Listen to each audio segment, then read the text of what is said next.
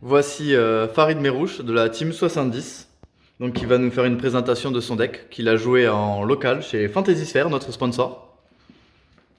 Ouais, Donc voilà. Donc vas-y Farid, parle-nous de ton bonjour deck. à tous. Du coup, ce qu'on joue en ce moment, c'est Train pour Lyon. Donc du coup, on va jouer. Beaucoup jouent tir. Moi, je préfère rester sur Sprite. Sur Sprite pur, du coup. On a testé le Runic, on l'a joué à un moment donné, mais là, le pur est beaucoup mieux. Et depuis qu'il est sorti, je ne l'ai pas lâché. Je continuerai à jouer avec parce que j'adore le deck et il est fun à jouer. Jamais je suis tiré chez eux. Du coup, pour la decklist, du moins, avant de passer à la decklist, on va parler au match-up. J'ai affronté, en premier match, j'ai affronté un Pendule. Après, j'ai affronté un Dark World. Ensuite, j'ai affronté un Marine CS, suivi d'un Chirishizu et d'un Sprite Runic en dernier. Et je finis sur un top 5 sur, je finis sur un top 5 sur une game où j'ai brick sur la fin, du coup je la lose. Tac, donc du coup pour la deck profile, on va jouer le ratio habituel, 3 blue, 3 jets, un red, une carotte, et celui que certains coupent, le pixie. Bon ça, le ratio on n'a pas besoin d'en parler. Le pixie je sais que certaines coupent, mais en vrai je comprends pas pourquoi. C'est une carte d'homme. Parce que quand tu l'as en main et que les mecs veulent passer la elfe avant de faire leurs effets ou quoi que ce soit, euh, Pixie il est là en fait.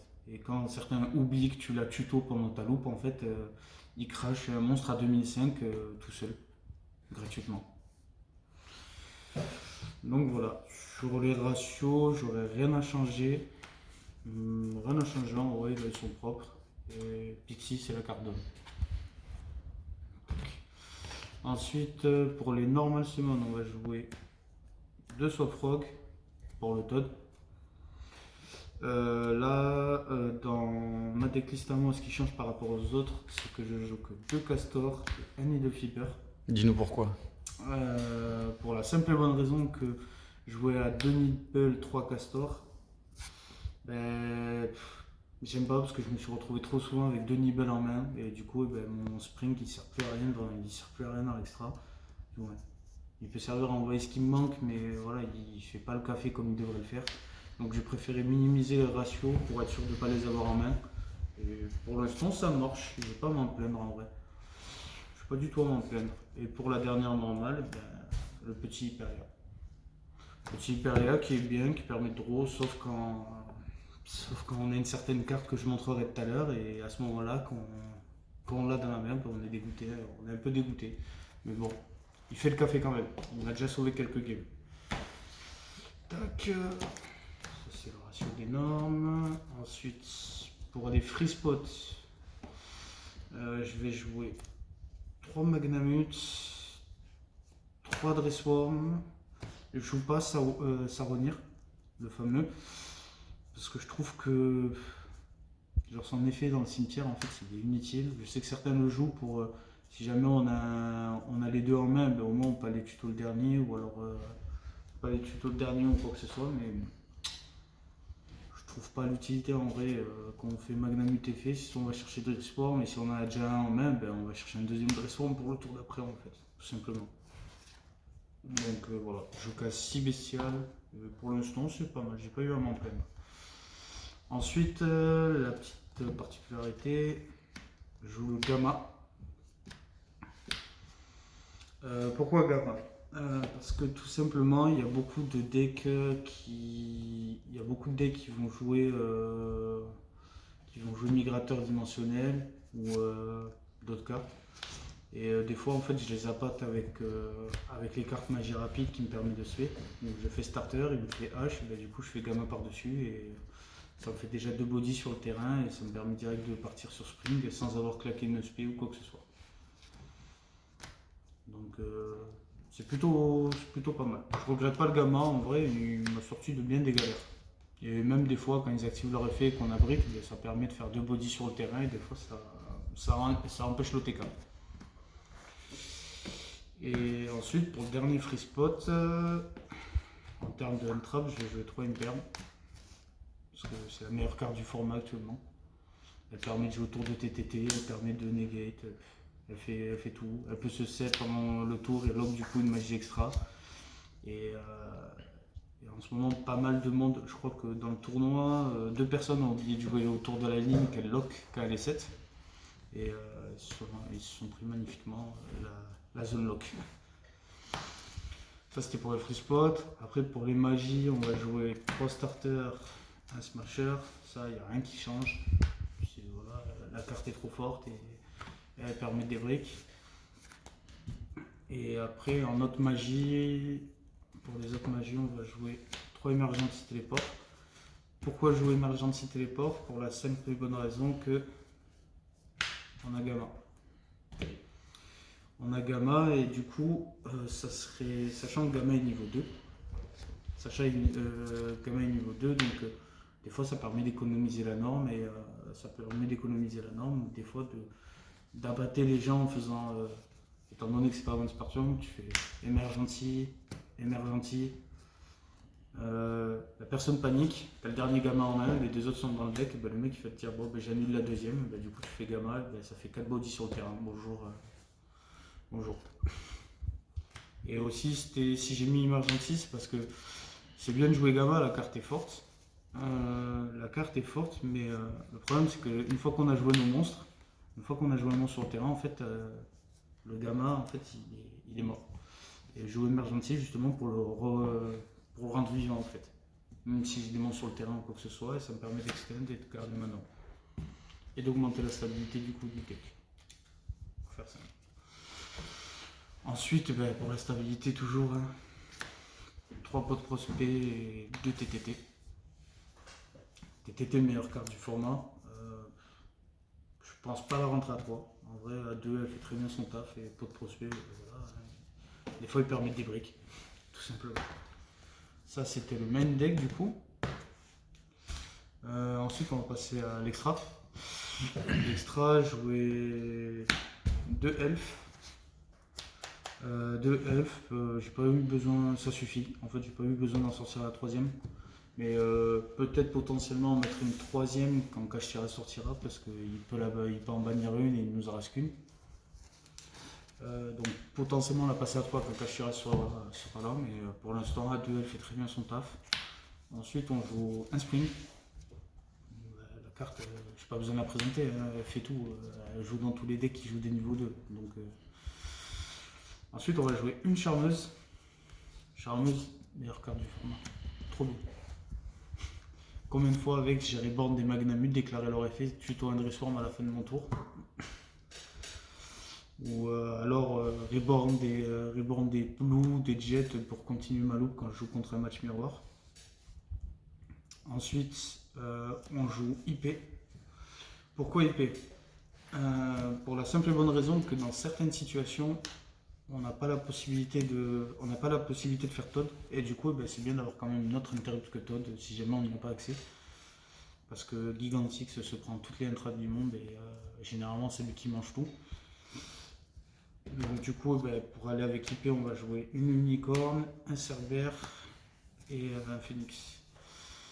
Unicorne, pas besoin d'expliquer, normalement c'est le package normal avec IP. Et cerbère et phoenix, pourquoi? Cerbère parce que les gens oublient de mettre Bagoshka en zone extra monstre.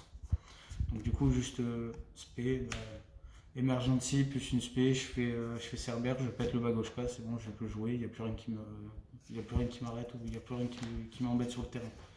C'est uniquement pour là qu'il est là. Et Phoenix, pourquoi? Parce qu'avec la fameuse ban dite on part en vacances, on fait une ban, qui a remis plein de saloperies dans le jeu, comme Macro Cosmos ou Fissure Dimensionnelle. C'est toujours bon d'avoir une carte qui peut les péter et qui arrête de nous empêcher de jouer. Donc du coup c'est pour ça le Phoenix. Et elle permet aussi de jouer autour de There Can Be Only One qui est pas mal joué dans les sides de certains decks en ce moment. Donc voilà, tout simplement. Ensuite on passe aux Xyz. On va passer aux Xyz.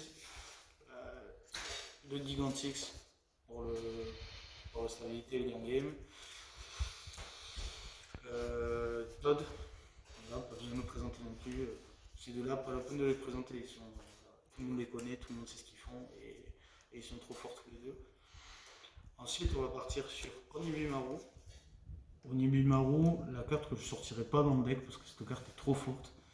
Je détache un, je bannis un sur le terrain. Des fois, ça permet d'avoir l'OTK quand il reste qu'un mot sur le terrain ou quoi que ce soit.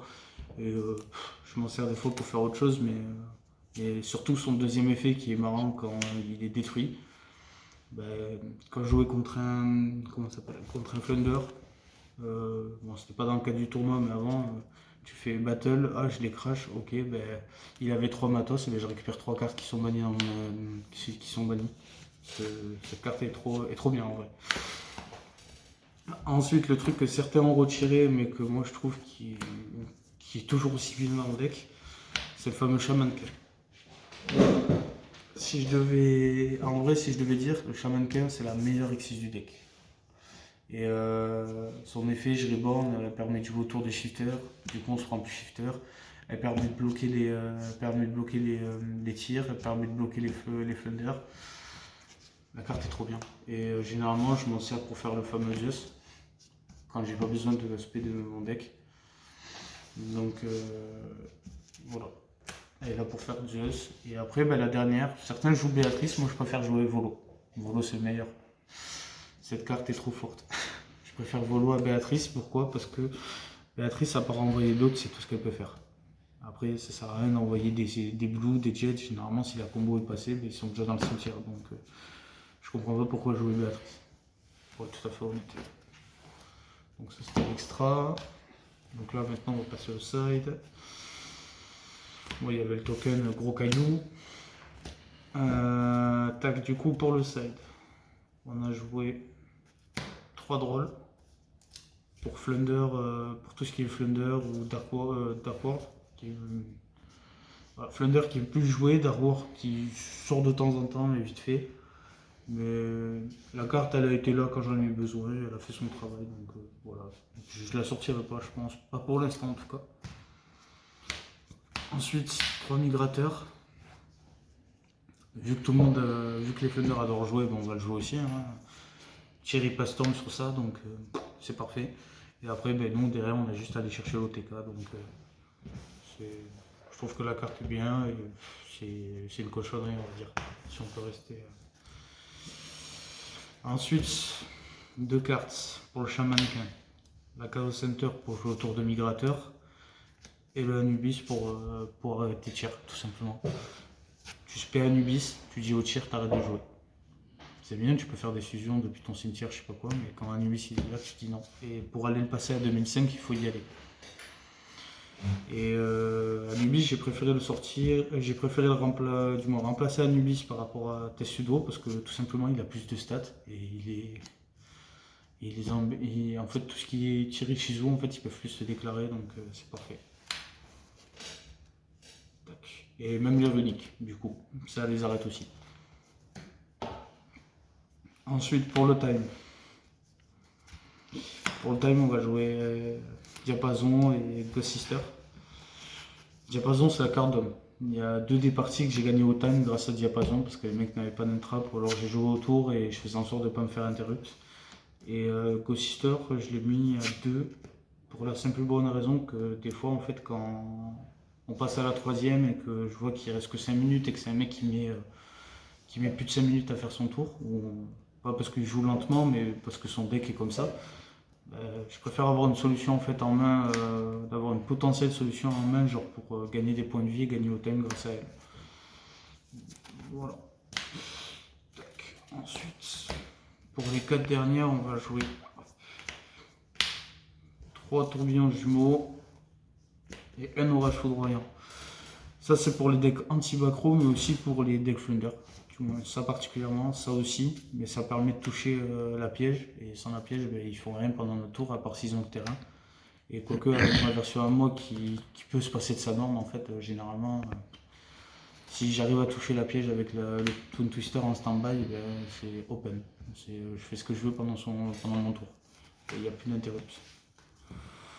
Donc ça c'était tout le side, tranquille. Après, s'il y a des choses que je devrais changer dans le side, je pense que J'enlèverai le ratio de 4. J'enlèverai le ratio des 4 MP, MP pour potentiellement rajouter. Allez, c'est sorti. Ah oui. Potentiellement rajouter une troisième Ghost Sister parce que j'avoue qu'elle m'a pas mal manqué. J'ai pas souvent open la Ghost Sister en main alors que j'aurais dû des fois. Et si je retirais un truc, je pense que ça serait un Twin Twister. Et rester sur le ratio là. Le Orage peut-être le passer à 3 mais actuellement j'en ai pas 3 donc du coup on fait comme on peut. On fait comme on peut avec ce qu'on a. Voilà. C'est tout ce que j'aurai à changer, je pense, dans le deck actuellement, dans la méta actuelle en tout cas. Mais c'est tout ce que j'aurai à changer. Et après, quand Kashira va arriver, ben, tout ce que je peux vous dire, les gars, c'est préparer vos meilleurs entraps. Hein. Ce qui changera dans le deck, ben, c'est qu'on va essayer de rentrer ceci. On va essayer de rentrer ceci dans le main deck, soit dans le main deck, soit dans le side pour contrer Kashtira pour Lyon. Je pense qu'à mon sens, celle-là, c'est les meilleurs contre Kashtira. Qui sera, à mon avis, à mon sens, beaucoup représenté à Lyon parce que Kashtira implose Tyralamenti. Il le détruit, il le mange comme nous on mange nos céréales au petit-déj. Pour faire simple. Donc préparez ces entraps-là si vous voulez vous préparer à Kashtira. Bah, je te remercie Farid pour ce deck profile. Pas de soucis. Et puis je te dis à bientôt sur Lyon. Ouais. Plus.